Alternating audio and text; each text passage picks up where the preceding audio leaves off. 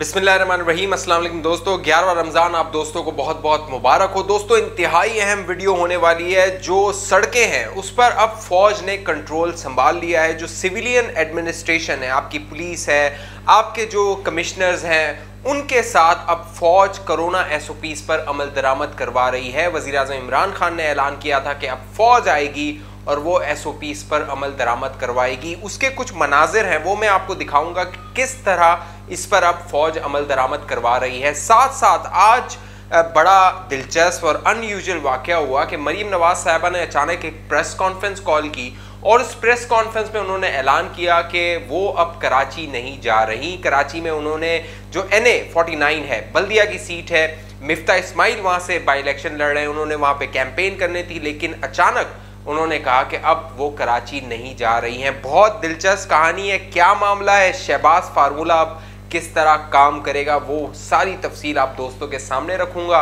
और अब बड़ी अफसोसनाक बात है कि अल्लाह का एक अजाब है जो भारत, हमारा पड़ोसी जो है, वो वहाँ पर नाजिल हुआ है। वहाँ पर जो सूरत हाल है, सड़कों पर जिस तरह लोग बैठे हुए हैं, ऑक्सीजन उन्हें नहीं मिल रही, ऑक्सीजन के सिलेंडर्स जो है वो ख़त्म हो गए, वो तफसील भी आप दोस्तों को बताएंगे। जिन दोस्तों ने अभी तक हमारा YouTube चैनल सब्सक्राइब नहीं किया, सब्सक्राइब करके बेल आइकन का बटन लाजमी क्लिक कर लें। और जिन दोस्तों ने सब्सक्राइब कर लिया है, मुझे पता है बहुत सारे दोस्त जिन्होंने सब्सक्राइब किया उन्हें बुरा लगता है कि मैं उन्हें ये कहता हूँ, लेकिन आप लाइक कर लीजिए और इस वीडियो को शेयर कर लीजिए। दोस्तों, आज बड़ा दिलचस्प मामला हुआ। पहले मैं आपको बताता हूँ मरीम नवाज वाला मामला, कि मरीम नवाज साहिबा ने दिन में तकरीबन जो रिपोर्टर्स हैं, न्यूज़ चैनल्स हैं, उनको कहा कि जी प्रेस कॉन्फ्रेंस है, आप आ जाइए, एक अर्जेंट प्रेस कॉन्फ्रेंस है। 4 बजे तकरीबन उनकी एक फ़्लाइट थी जो उन्होंने लाहौर से कराची के लिए लेनी थी। और कराची में उन्होंने जो बल्दिया का इलेक्शन है, जहां पर शहबाज शरीफ साहब जीतते जीतते जो है वो फैसल वार्डर से रह गए थे, उनकी कैंपेन चलानी थी। लेकिन मरीम नवाज ने कहा प्रेस कॉन्फ्रेंस में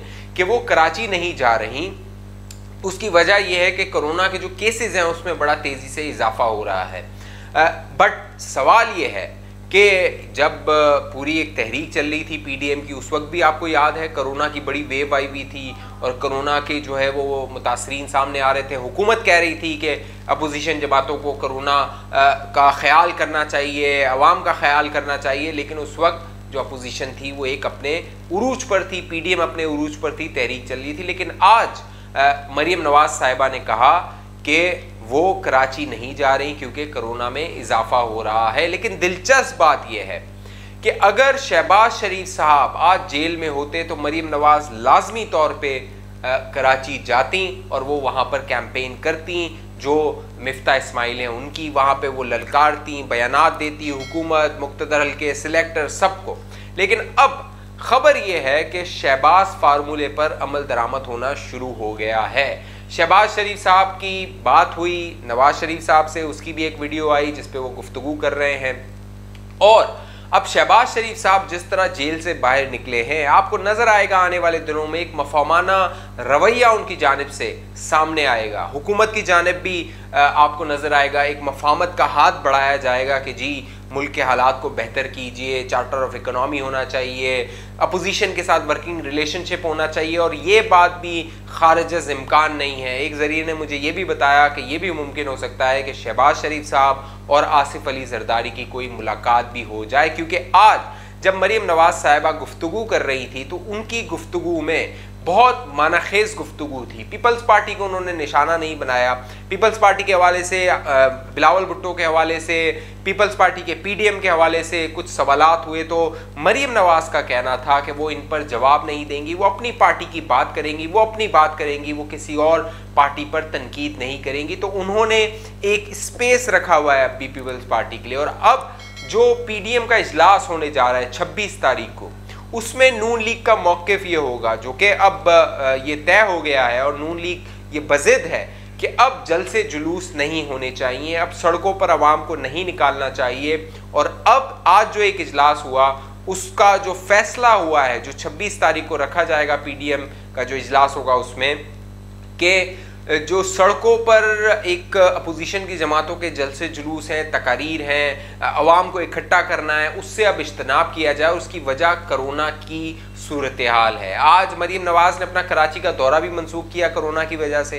अब अपोजिशन की जमातें भी जो सड़कों पर निकलने का प्रोग्राम है उसको कोरोना की वजह से फिलवक्त टाल देंगी और शहबाज फार्मूला अपने जोबन पर होगा, वो काम दिखाएगा, वो कारगर साबित होगा, उसको आगे बढ़ाया जाएगा। लेकिन ये मामला ईद तक देखा जाएगा। ईद के बाद जो है वो हतमी फैसला किया जाएगा कि आगे किस तरह बढ़ना है। शहबाज शरीफ साहब मजम्मत जो कि नवाज शरीफ और मरीम नवाज चाह रहे हैं उस तरह की बिल्कुल नहीं करेंगे। उनका मिजाज ही नहीं है, वो इस तरह की सियासत करते ही नहीं है। उन्हें पता है कि कितने ऑप्शंस खुले रखने हैं कि पलट कर जाना हो तो वहाँ पर ऑप्शंस मौजूद हों। तो ये सूरत हाल है कि मरीम नवाज साहिबा ने क्यों अपना दौरे कराची जो है वो मंसूख कर दिया। साथ साथ अब जहाँ पे मरीम नवाज ने कहा कोरोना का हवाला देके, तो फौज अब जो है वो SOPs पर अमल दरामद के लिए सड़कों पर आ गई है। बाकायदा कुछ वीडियोस हैं ये आपको नज़र आ रही हैं, इस्लामाबाद की मुख्तलिफ वो दुकानों में, बेकरीज में, मॉल्स में जा रही हैं। वहाँ पर जो है वो चेक कर रही हैं कि अवाम ने,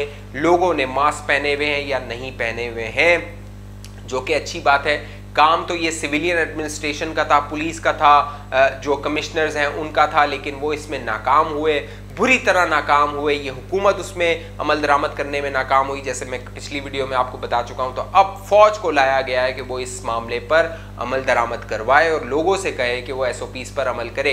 अगर आप मास्क नहीं पहनते, आप लाजमी पहनिए, अपने घर वालों को पिनवाइए, क्योंकि मास्क पहनना आपको 10 रुपए की कॉस्ट लगेगी। लेकिन अगर खुदा न खास्ता अगर आपको कोरोना हो गया तो अब जो आदाद शुमार सामने आ रहे हैं, KP के अस्पतालों में एक एक दिन के 50-50 हज़ार रुपए चार्ज किए जा रहे हैं। एक एक दिन के जो आइसोलेशन के हैं 25-25 हज़ार रुपए चार्ज किए जा रहे हैं। तो आज 10 रुपए का मास्क आप खरीद लेंगे तो आप इन सारे मामले से बच सकते हैं। और खुदा न खास्ता आपके अजीज़ की जान चली गई तो ये आपके लिए और ज़्यादा दुख का सामान लेकर आएगा। और जो भारत में हो रहा है, जो वहाँ पर अल्लाह का अजाब आया हुआ है, उससे भी आपको इबरत लेनी चाहिए कि तकरीबन एक एक दिन में 3-3 लाख केसेस कोरोना के भारत में सामने आ रहे हैं। आपके यहाँ पे तकरीबन 150 के करीब अमवात हो रही हैं, 4-5 हज़ार करीब केसेस आ रहे हैं। लेकिन भारत में एक खौफनाक सूरत हाल है। पूरी दुनिया जो है वो हिल कर रह गई है जो अब भारत में सूरत हाल है। बाकायदा लोग सिलेंडर्स, ऑक्सीजन के सिलेंडर्स लेके सड़कों पे बैठे हुए हैं कि अस्पतालों में जगह नहीं है। और जो लोग जिन्हें सिलेंडर मिल जाए वो उनके लिए गनीमत है, वो उनके लिए बहुत बड़ा एक इनाम है, क्योंकि ऑक्सीजन जो है वो भारत में अब ख़त्म हो चुकी है। और पाकिस्तान में भी जिस तरह कोरोना के केसेस सामने आ रहे हैं, अब बताया जा रहा है हुकूमत की जानिब से कि 90% की अपनी जो कैपेसिटी है उसको हम यूटिलाइज कर चुके हैं जो ऑक्सीजन की है। लिहाजा अपना बहुत ख्याल कीजिए, जो भारत है उससे इबरत हासिल कीजिए। भारत एक न्यूक्लियर पावर है। भारत, वहाँ पे उन्होंने वैक्सीन्स भी वो लोगों को लगा रहे हैं, अपने लोगों को 18 साल से ज़ायद के जो लोग हैं वो बच्चे, जो वहाँ की आवाम है उससे वैक्सीन लग रही है। पाकिस्तान के पास वैक्सीन नहीं है। दोनों जो है वो एटमी ममालिक हैं, लेकिन आज एक के पास ऑक्सीजन नहीं है भारत के पास और पाकिस्तान के पास वैक्सीन नहीं है। तो ये सूरत हाल है, इससे आपको बचना होगा। अपने घर वालों को बचाइए, मास्क पहनिए, अपने बच्चों को बचाइए, क्योंकि छोटे छोटे बच्चों में भी अब कोरोना बहुत तेज़ी से फैल रहा है। अल्लाह आपको, आपके दोस्तों को, रिश्तेदारों को, आपके घर वालों को, सबको जो है वो अपने हिफ्ज़ व अमान में रखिए। और तमाम इंसानियत के लिए दुआ कीजिए। रमज़ान का महीना है, रोज़े रख रहे हैं, रोज़े में आप जब नमाज़ पढ़ते हैं तो दुआ कीजिए कि अल्लाह हर मुसीबत से हमें महफूज रखे। इस हवाले से आप दोस्तों की जो भी राय है नीचे कमेंट कीजिए। अभी तक आपने हमारा यूट्यूब चैनल सब्सक्राइब नहीं किया तो सब्सक्राइब करके बेल आइकन का बटन है लाजमी क्लिक कर दीजिए ताकि आपको नोटिफिकेशंस मिलते रहें। मुझे इजाज़त दीजिए, अपना ख्याल रखिएगा। पाकिस्तान जिंदाबाद।